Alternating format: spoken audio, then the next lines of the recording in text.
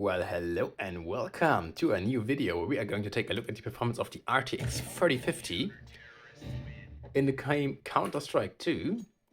And we're gonna test this at 1080p with the low settings preset basically, but we disabled FSR, so it's the native 1080p resolution here and not just some upscaled version. Alright, and starting off, we are seeing pretty nice FPS here with 160 FPS. Our VRAM is not overly utilized, so we are not running into any issues in that front here, which is obviously always nice since we only have 4 GB of VRAM in this card.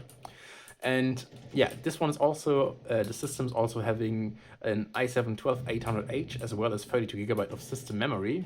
So from the other components of the system, it should easily be able to handle basically any game we're throwing at it.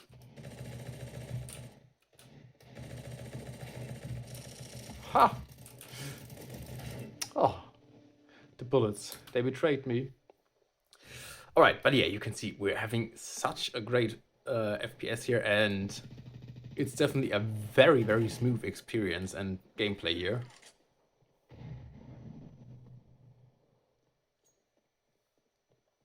And yeah, we can see that we have around the 35-watt power limit on our GPU here as well. And our CPU is running at around the 30-watt power limit here. So really, really a good result for this card. And that really goes to show that if the card is allowed to run with when based purely on the rasterization performance, it definitely has quite a lot to offer.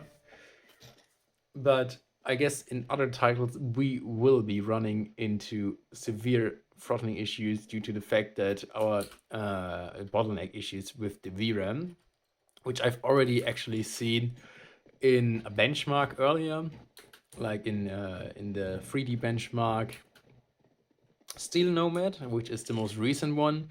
You could definitely see that the 4 GB of VRAM were actually holding back this this card quite a lot, and which were actually bottlenecking or throttling it so much down that unlike the Times by benchmark, where the next generation 4050 ADA would be around twice as fast, in the Times by in the 3D Mark Steel Nomad benchmark, it actually only achieved, I think it was what, 1/5 of the performance of the RTX 1000 ADA.